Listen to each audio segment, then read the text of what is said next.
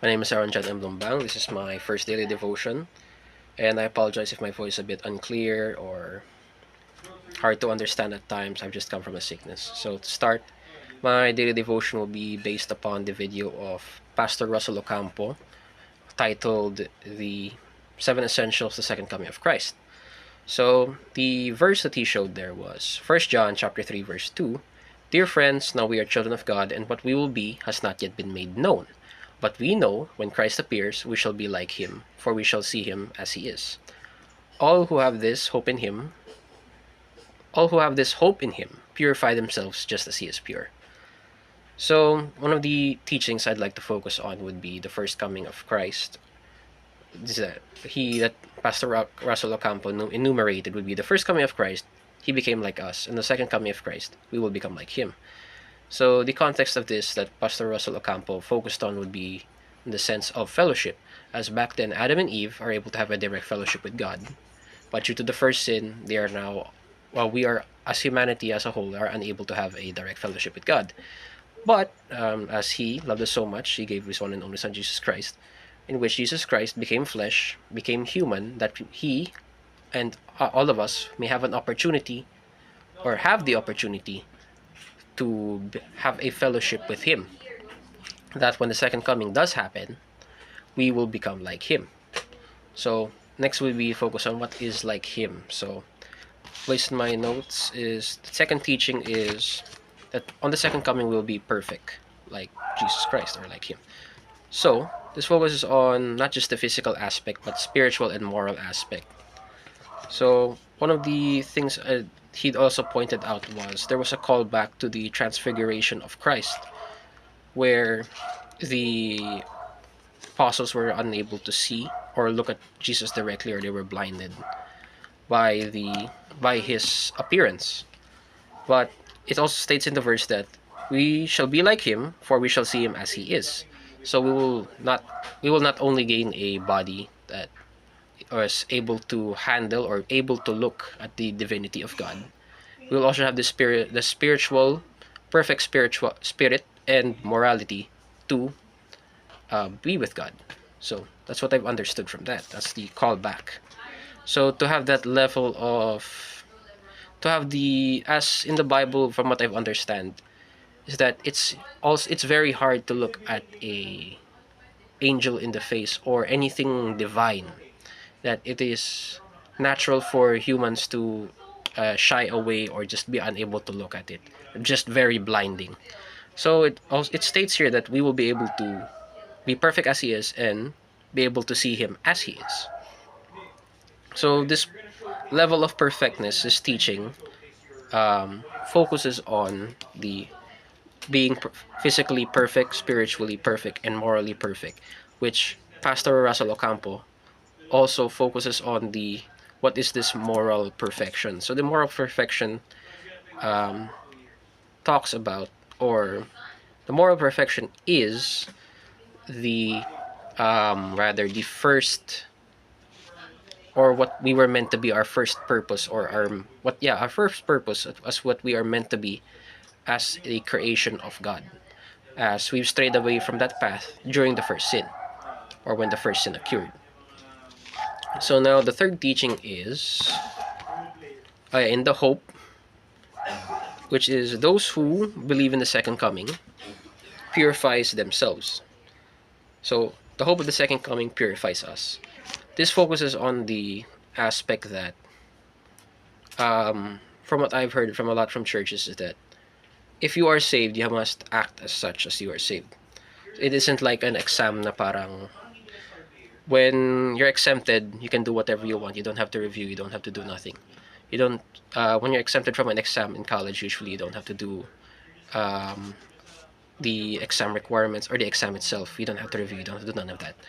But the point of being saved, or the second coming, to become like God, is that we must live a life that shows that we are saved, and that we have to prove, or have to be proof ourselves that we are not just saved but will be perfect as he is at the second coming.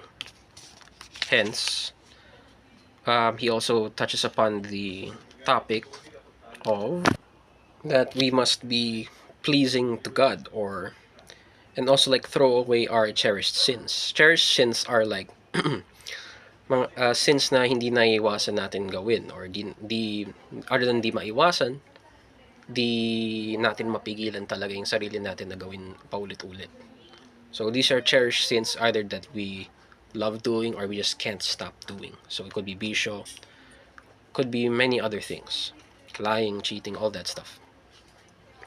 As such, we must live in a way where we must avoid these. As those who believe truly or are aware of the second coming, or what will happen at the second coming, will act in a way that shows they believe that they are saved. So, as such, that's how it's meant to be when you're a Christian. Now, I'd like to focus on some of the applications. The first one would be live as a child of God, and next to it, connected to it, is to purify ourselves, knowing we are destined for perfection. So, to live as a child of God and purifying ourselves for perfection is to basically live according to the Bible, live in a way that is pleasing to God. Don't do drugs, don't sin. Live in a way that is pleasing to the eyes of God. It's hard to do, but it is, in essence, it could be done, but it's very hard to do. So, next would be the enjoy our fellowship with Jesus in the Spirit now. So, my main understanding of enjoying our fellowship with Jesus in the Spirit now is, majority of the time when they ask a Christian is that, well, do you have devotion? Do you pray daily? Do you do this? Do you give tithes? Do you many questions? But majority of the time, Christians would always say no, or they never really thought of it, or they were unaware of it, or they just couldn't bring themselves to do it. And a devotion, daily prayer, it's very hard. I also fall short of this. So this kind of made me aware that I must enjoy the fellowship I have with God in the Spirit. So in the sense is that I must give time. And it is not just doing. There's a point here which is to enjoy.